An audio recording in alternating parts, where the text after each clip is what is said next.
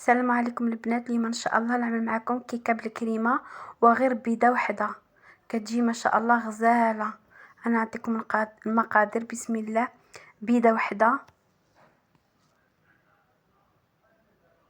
كاس ديال الحليب، فاني ديال ارز السكر بنكهه الفانيلا، نصف كاس ديال الزيت، جوج خمارات حمر ديال ايديال 8 غرام، كاس ديال السكر مع مرش، الكاكاو غير مغروفه وحده، شويه ديال الملحه.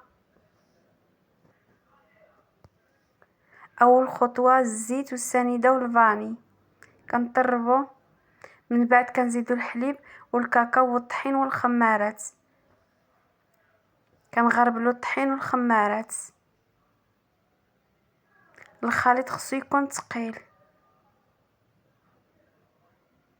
كندهنو المول بالزبده والطحين. هذا هو القوام ديالنا. الكريمه كريم شانتيي،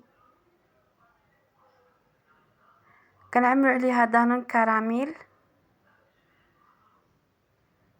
وكاس ديال الحليب، كنطربو، كنزيدو عليها ديك دانيت ديال كراميل. من بعد ما طابت الكيكه كنسقيوها بالحليب، كنزيدو عليها ديك لا كريم اللي طربنا،